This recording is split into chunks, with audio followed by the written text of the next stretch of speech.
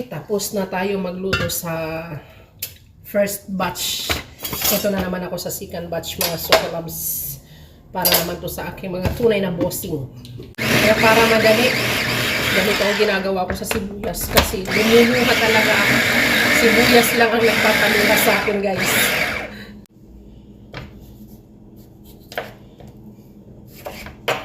Kumain ko lang yung kamatis ko. Mabuti na lang dito sa bahay na to. Maraming kamatis lagi.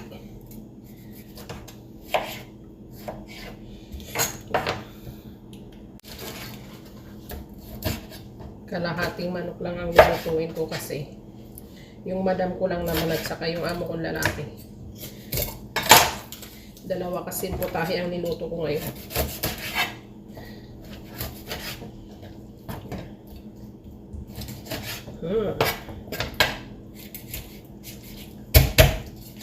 Yun.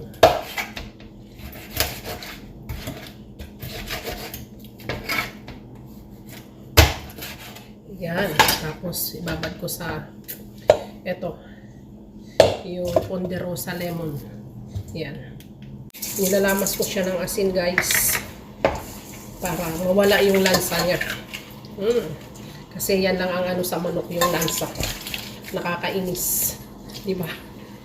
Unahin ko lang yung sibuyas ko. Lagi kong inuuna, guys, yung sibuyas. Ayan, isunod ko na yung kamatis ko. Kasi gusto ko matunaw yung kamatis. Yung maluto talaga yung kamatis para yung lasa niya nandyan. Tapos, Arabic spices. Yung pinowder ko na dried lemon noon. Tsaka paminta. Ayan. Lagyan ko na rin ng asin. Para kumapit talaga yung lasa ng asin. Hindi yung parang hilaw yung asin. Diba? Meron kasi ako nalalasahan na yung asin pag hindi naluto, parang hindi ka satisfied. So, niluluto ko siya kasama dito sa kamatis ko. Ilalagay ko na yung manok. Hindi ko ubusin kasi yung amo ko lang na babae lang naman. Saka ubusin ko na para kasama na kami. Nalilito na ako.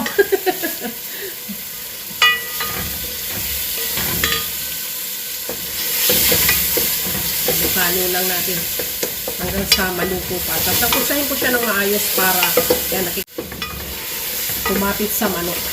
Diba? Ayan. Nasakutsa ko na siya. Tingnan nyo. Ayan. Dapat ganyan lutong-luto yung kamatis.